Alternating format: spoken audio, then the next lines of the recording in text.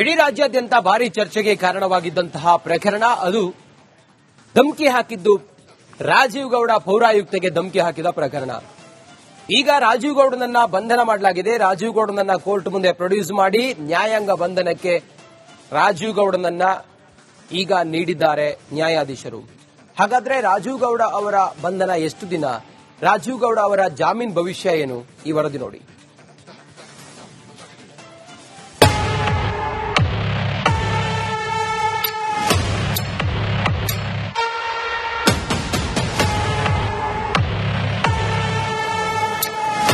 ರಾಜೀವ್ ಗೌಡ ಶಿಡ್ಲಘಟ್ಟ ಪೌರಾಯುಕ್ತೆಗೆ ಧಮಕಿ ಹಾಕಿದ ಕಾಂಗ್ರೆಸ್ ಮುಖಂಡ.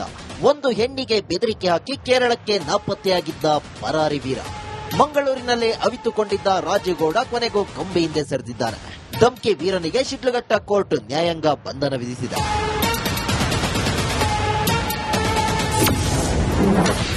ರಾಜೀವ್ ಗೌಡಗೆ 14 ದಿನ ನ್ಯಾಯಾಂಗ ಬಂಧನ. ಧಮಕಿ ವೀರನನ್ನ ಕೇರಳದಲ್ಲಿ ಬಂಧಿಸಿದ್ದ ಪೊಲೀಸರು ಕರ್ನಾಟಕಕ್ಕೆ ಕರೆತಂದಿದ್ರು. ನಿನ್ನೆ ಶಿಡ್ಲಘಟ್ಟದ ಜೆಎಂಎಫ್ಸಿ ಕೋರ್ಟ್ಗೆ ಹಾಜರುಪಡಿಸಿದ್ರು. ರಾಜೀವ್ ಪರ ವಕೀಲರು ಬೇಲ್ ಅರ್ಜಿ ಹಾಕಿದ್ರು. ಆದರೆ ನ್ಯಾಯಾಲಯ ಪರಾರಿ ವೀರನಿಗೆ ಜಾಮೀನು ನೀಡಲು ನಿರಾಕರಿಸಿತು. ರಾಜೀವ್ ಗೌಡನ ಬೇಲ್ ಅರ್ಜಿ ವಜಾ ಮಾಡಿ ಬರೋಬ್ಬರಿ 14 ದಿನಗಳ ಕಾಲ ನ್ಯಾಯಾಂಗ ಬಂಧನಕ್ಕೆ ನೀಡಿತು. ಇನ್ನು ರಾಜೀವ್ ಗೌಡನಿಗೆ ಆಶ್ರಯ ನೀಡಿದ್ದ ಉದ್ಯಮಿ ಮೈಕಲ್ಗೆ ಜಾಮೀನು ಮಂಜೂರು ಮಾಡಿತು.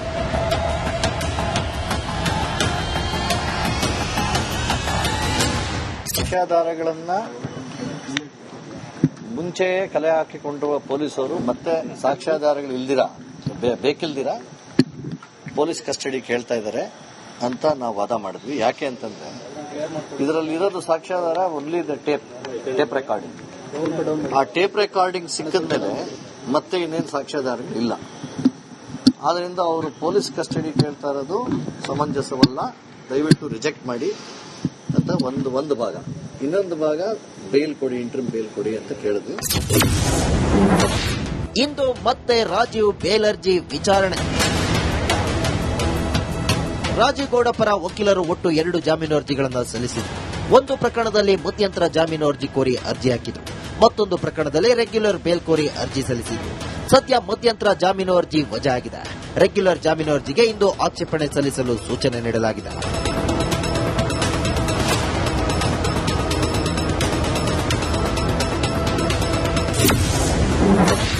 ಧಮಕಿ ರಾಜೀವ್ ಗೌಡ ಬೆಂಬಲಿಗರಿಂದ ಪುಂಡಾಟ. ರಾಜೀವ್ ಗೌಡನನ್ನು ಜೈಲಿಗಟ್ಟುತ್ತಿದ್ದಂತೆ ಅವರ ಬೆಂಬಲಿಗರು ಪುಂಡಾಟ ಮೆರೆದರು. ರಾಜೀವ್ ಗೌಡನನ್ನ ಜೈಲಿಗೆ ಕರೆದೊಯ್ಯುವಾಗ ಜೈಕಾರ ಕೂಗಿದರು. ಈ ವೇಳೆ ರಾಜೀವ್ ಗೌಡ ಬೆಂಬಲಿಗರನ್ನ ಶಿಡ್ಲಘಟ್ಟ ಪೊಲೀಸರು ಲಾಠಿ ಹಿಡಿದು ಚದುರಿಸಿದರು.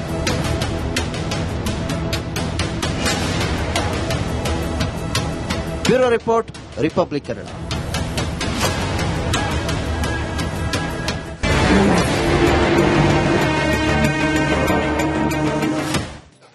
ಇಡೀ ರಾಜ್ಯಾದ್ಯಂತ ಭಾರಿ ಚರ್ಚೆಗೆ ಕಾರಣವಾಗಿದ್ದಂತಹ ಪ್ರಕರಣ ಅದು ಧಮಕಿ ಹಾಕಿದ್ದು ರಾಜೀವ್ ಗೌಡ ಪೌರಾಯುಕ್ತೆಗೆ ಧಮಕಿ ಹಾಕಿದ ಪ್ರಕರಣ. ಈಗ ರಾಜೀವ್ ಗೌಡನನ್ನ ಬಂಧನ ಮಾಡಲಾಗಿದೆ. ರಾಜೀವ್ ಗೌಡನನ್ನ ಕೋರ್ಟ್ ಮುಂದೆ ಪ್ರೊಡ್ಯೂಸ್ ಮಾಡಿ ನ್ಯಾಯಾಂಗ ಬಂಧನಕ್ಕೆ ರಾಜೀವ್ ಗೌಡನನ್ನ ಈಗ ನೀಡಿದ್ದಾರೆ ನ್ಯಾಯಾಧೀಶರು. ಹಾಗಾದ್ರೆ ರಾಜೀವ್ ಗೌಡ ಅವರ ಬಂಧನ ಎಷ್ಟು ದಿನ, ರಾಜೀವ್ ಗೌಡ ಅವರ ಜಾಮೀನು ಭವಿಷ್ಯ ಏನು, ಈ ವರದಿ ನೋಡಿ.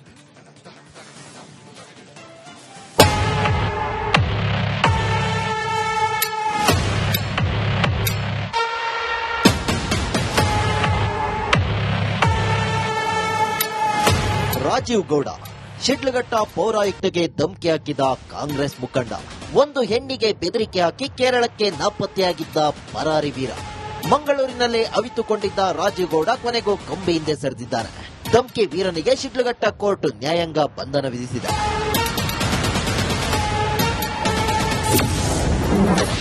ರಾಜೀವ್ ಗೌಡಗೆ 14 ದಿನ ನ್ಯಾಯಾಂಗ ಬಂಧನ.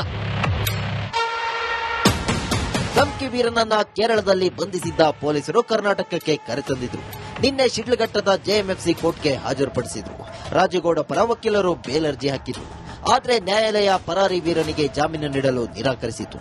ರಾಜೀವ್ ಗೌಡನ ಬೇಲ್ ಅರ್ಜಿ ವಜಾ ಮಾಡಿ ಬರೋಬ್ಬರಿ 14 ದಿನಗಳ ಕಾಲ ನ್ಯಾಯಾಂಗ ಬಂಧನಕ್ಕೆ ನೀಡಿತು.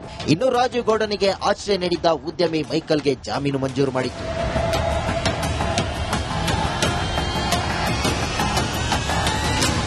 ಸಾಕ್ಷ್ಯಾಧಾರಗಳನ್ನ ಮುಂಚೆ ಕಲೆ ಹಾಕಿಕೊಂಡಿರುವ ಪೊಲೀಸರು ಮತ್ತೆ ಸಾಕ್ಷ್ಯಾಧಾರಗಳು ಇಲ್ದಿರಾ ಬೇಕಿಲ್ದಿರಾ ಪೊಲೀಸ್ ಕಸ್ಟಡಿ ಕೇಳ್ತಾ ಇದ್ದಾರೆ ಅಂತ ನಾವು ವಾದ ಮಾಡಿದ್ವಿ. ಯಾಕೆ ಅಂತಂದ್ರೆ ಇದರಲ್ಲಿ ಇರೋದು ಸಾಕ್ಷ್ಯಾಧಾರ ಓನ್ಲಿ ದ ಟೇಪ್ ರೆಕಾರ್ಡಿಂಗ್. ಆ ಟೇಪ್ ರೆಕಾರ್ಡಿಂಗ್ ಸಿಕ್ಕಿದ್ಮೇಲೆ ಮತ್ತೆ ಇನ್ನೇನು ಸಾಕ್ಷ್ಯಾಧಾರಗಳಿಲ್ಲ. ಆದ್ರಿಂದ ಅವರು ಪೊಲೀಸ್ ಕಸ್ಟಡಿ ಕೇಳ್ತಾ ಇರೋದು ಸಮಂಜಸವಲ್ಲ, ದಯವಿಟ್ಟು ರಿಜೆಕ್ಟ್ ಮಾಡಿ ಅಂತ ಒಂದು ಭಾಗ. ಇನ್ನೊಂದು ಭಾಗ ಬೇಲ್ ಕೊಡಿ, ಇಂಟರ್ಮ್ ಬೇಲ್ ಕೊಡಿ ಅಂತ ಕೇಳಿದ್ವಿ. ಇಂದು ಮತ್ತೆ ರಾಜೀವ್ ಬೇಲ್ ಅರ್ಜಿ ವಿಚಾರಣೆ. ರಾಜೀವ್ ಗೌಡ ಪರ ವಕೀಲರು ಒಟ್ಟು 2 ಜಾಮೀನು ಅರ್ಜಿಗಳನ್ನು ಸಲ್ಲಿಸಿದರು. ಒಂದು ಪ್ರಕರಣದಲ್ಲಿ ಮಧ್ಯಂತರ ಜಾಮೀನು ಅರ್ಜಿ ಕೋರಿ ಅರ್ಜಿ ಹಾಕಿದರು. ಮತ್ತೊಂದು ಪ್ರಕರಣದಲ್ಲಿ ರೆಗ್ಯುಲರ್ ಬೇಲ್ ಕೋರಿ ಅರ್ಜಿ ಸಲ್ಲಿಸಿದರು. ಸದ್ಯ ಮಧ್ಯಂತರ ಜಾಮೀನು ಅರ್ಜಿ ವಜಾ ಆಗಿದೆ. ರೆಗ್ಯುಲರ್ ಜಾಮೀನು ಅರ್ಜಿಗೆ ಇಂದು ಆಕ್ಷೇಪಣೆ ಸಲ್ಲಿಸಲು ಸೂಚನೆ ನೀಡಲಾಗಿದೆ.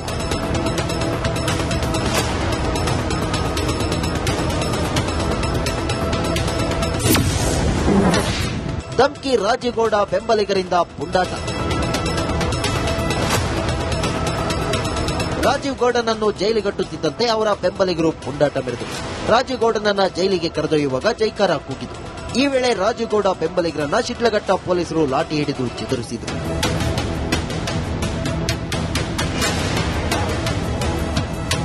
Bureau report, Republic Kannada.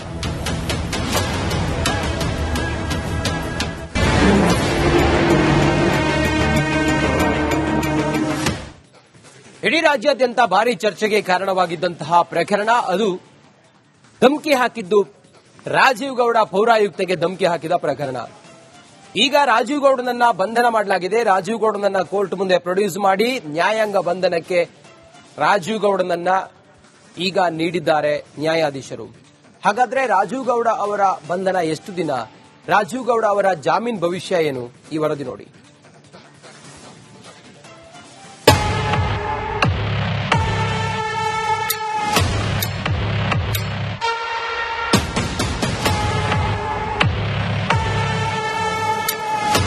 Rajiv Gowda Sidlaghatta ಪೌರಾಯುಕ್ತೆಗೆ ಧಮಕಿ ಹಾಕಿದ ಕಾಂಗ್ರೆಸ್ ಮುಖಂಡ. ಒಂದು ಹೆಣ್ಣಿಗೆ ಬೆದರಿಕೆ ಹಾಕಿ ಕೇರಳಕ್ಕೆ ನಾಪತ್ತೆಯಾಗಿದ್ದ ಪರಾರಿ ವೀರ. ಮಂಗಳೂರಿನಲ್ಲೇ ಅವಿತುಕೊಂಡಿದ್ದ ರಾಜೀವ್ ಗೌಡ ಕೊನೆಗೂ ಕಂಬಿ ಹಿಂದೆ ಸರಿದಿದ್ದಾನೆ. ಧಮಕಿ ವೀರನಿಗೆ ಶಿಡ್ಲಘಟ್ಟ ಕೋರ್ಟ್ ನ್ಯಾಯಾಂಗ ಬಂಧನ ವಿಧಿಸಿದೆ.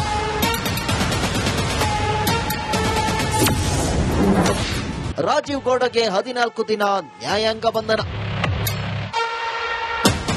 ಧಮ್ಕಿ ವೀರನನ್ನ ಕೇರಳದಲ್ಲಿ ಬಂಧಿಸಿದ್ದ ಪೊಲೀಸರು ಕರ್ನಾಟಕಕ್ಕೆ ಕರೆತಂದಿದ್ರು. ನಿನ್ನೆ ಶಿಡ್ಲಘಟ್ಟದ ಜೆಎಂಎಫ್ಸಿ ಕೋರ್ಟ್ಗೆ ಹಾಜರುಪಡಿಸಿದ್ರು. ರಾಜೀವ್ ಗೌಡ ಪರ ವಕೀಲರು ಬೇಲ್ ಅರ್ಜಿ ಹಾಕಿದ್ರು. ಆದರೆ ನ್ಯಾಯಾಲಯ ಪರಾರಿ ವೀರನಿಗೆ ಜಾಮೀನು ನೀಡಲು ನಿರಾಕರಿಸಿತು. ರಾಜೀವ್ ಗೌಡನ ಬೇಲ್ ಅರ್ಜಿ ವಜಾ ಮಾಡಿ ಬರೋಬ್ಬರಿ 14 ದಿನಗಳ ಕಾಲ ನ್ಯಾಯಾಂಗ ಬಂಧನಕ್ಕೆ ನೀಡಿತು. ಇನ್ನು ರಾಜೀವ್ ಗೌಡನಿಗೆ ಆಶ್ರಯ ನೀಡಿದ್ದ ಉದ್ಯಮಿ ಮೈಕಲ್ಗೆ ಜಾಮೀನು ಮಂಜೂರು ಮಾಡಿತು.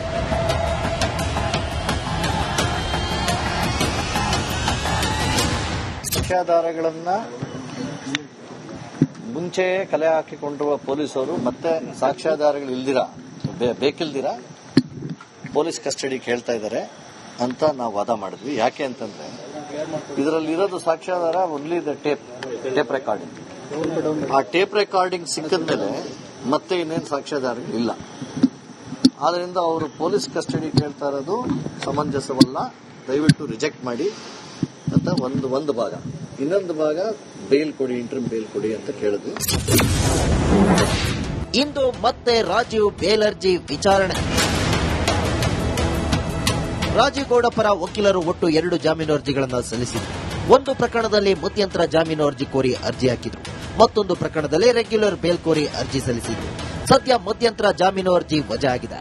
ರೆಗ್ಯುಲರ್ ಜಾಮೀನು ಅರ್ಜಿಗೆ ಇಂದು ಆಕ್ಷೇಪಣೆ ಸಲ್ಲಿಸಲು ಸೂಚನೆ ನೀಡಲಾಗಿದೆ.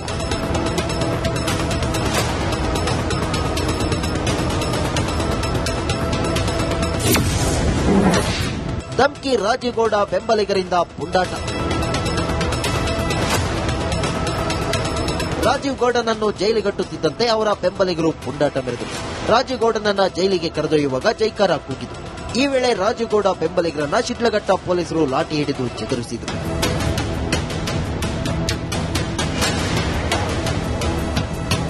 Bureau report, Republic Kannada.